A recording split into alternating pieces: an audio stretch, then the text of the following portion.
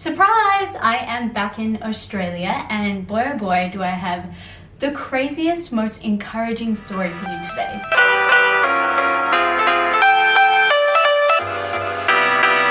I did not expect to be here right now or traveling in a global pandemic. But hey, if there's one thing that 2020 has taught us to rely on, that is change. Today, I'm going to be sharing with you the journey back to Australia and why I had to come home so suddenly. Basically, God's timing is perfect. It never ceases to amaze me how when you're looking at it from your narrow perspective, you don't know how things are going to work out, and then bam, something falls into place that's totally God, and you just sit there and you're like, oh well, let's do this thing.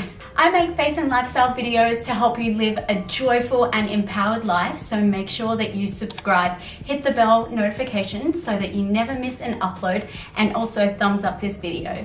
Alright, let's rewind to 24 hours ago. Good morning. Today is an exciting, nerve-wracking, weird, devastating kind of day. I am moving officially from New Zealand back to Australia. I am about to say goodbye to my grandma, who I love lots, and I'm devastated to say goodbye. I'm actually dreading it. And I'm sending some things home because your girl does not have enough space in her suitcase to send everything back with me. And then I am flying to Sydney with Air New Zealand. Fingers crossed all goes well. I think today I just need to take one thing at a time. Post office was closed. That's cool. We got this.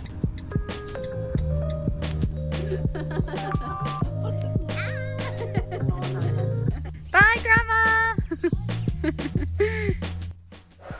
Alright, I think I'm all packed and saying goodbye to my room that has been home for the past 5 months.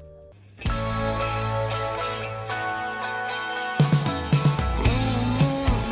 shampoo, come and save me. I've been missing lady luck ever since she started hating. I've been waking up too early. I miss our crazy hazes in the middle. It's 3 p.m. and the airport is dead.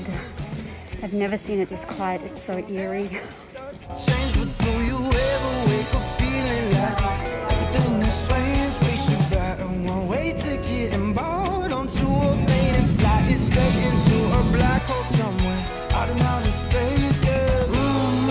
Baby, it's you. Baby, it's true.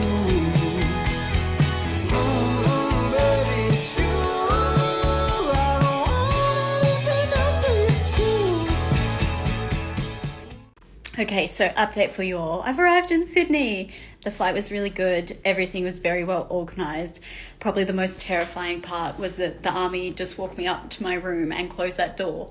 And I'm not going to be let out of here for 14 days, which right now is just really difficult to think about. And I'm like, I don't know what to do because it's just so new, but I'm pretty happy with the room. I've got the bathroom in there. I've got a little kitchenette, which is great. And then my bed, the table right here. Very glad I have a table, plenty of space for workouts, and then a view, which we'll see in the morning. So far, so good. And we're back. So basically, I am very grateful to be here right now because a lot of Australians are having a miserable time trying to get home because the government have enforced all of these caps so that only a certain amount of people are allowed into Australia each day. And it's been really, really difficult for people to get flights. So I'm thankful that everything fell into place with my flight. Thank you, Air New Zealand. But why am I here? Well, 10 months ago, I moved to New Zealand and proceeded to have the best summer ever, living at my family's batch, which in New Zealand terms means shack.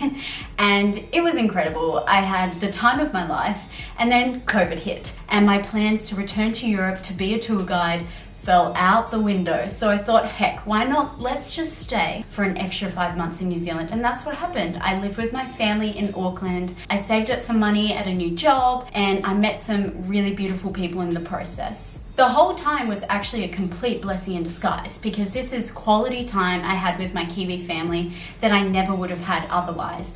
And looking back, that to me is actually more valuable than any amount of time I would have had in Europe this year. God works in mysterious ways, guys. So the new plan was to stay in New Zealand until December But then news started circulating around that if you were going to return back to Australia, you were going to have to pay $3,000 to self-isolate in a hotel in a government-managed isolation for 2 whole weeks. I started getting really concerned and I prayed about it a lot. I just thought, what do I do? Should I push my plans forward? I don't think I can afford this quarantine. On Sunday, July 12th, I went to home church that morning and we prayed that there would be a clear answer or whether I was meant to go home or not. In amongst all of this, one of my closest friends back home announced that she was getting married in October, which was way earlier than we expected. So I called my mom and I was feeling stressed about it. Should I come home for this wedding? When should I book a flight? I don't know what's going to happen with quarantine. And then, no joke, 10 minutes later, my friend rang me and she asked me to be a bridesmaid at her wedding. On top of this, I checked the New South Wales government website and it said that if I booked a flight by that night, I wouldn't have to pay for quarantine. Guys, if that's not God, I don't know what is. So I booked my flight, I started packing up my life in New Zealand, and now we are here in Sydney, Australia. I plan to be home in Tasmania for the wedding, but because there are no direct flights from New Zealand to Tasmania, I have to quarantine twice. Every state has different rules about where you need to quarantine, but if you're coming from an international country, you have to isolate for 14 days at your port of arrival. So that's what I'm doing right now in Sydney. It is day 1 of isolation. I'm hoping it'll be a productive and restful time. Then I'm going to spend a few days in Sydney with my sisters, and then I fly back to Tasmania and have to do it again. I have to isolate again, but I can do it at my parents' home and I don't have to pay for it. Praise the Lord. There is another crazy life update.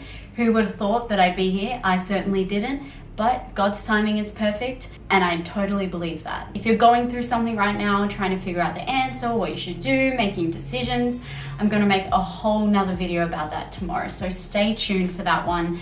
But remember, unless there's a giant red stop sign up there, God is trusting that you can go for it and take that opportunity, and everything is going to be okay in the end, even if it involves 28 days of isolation.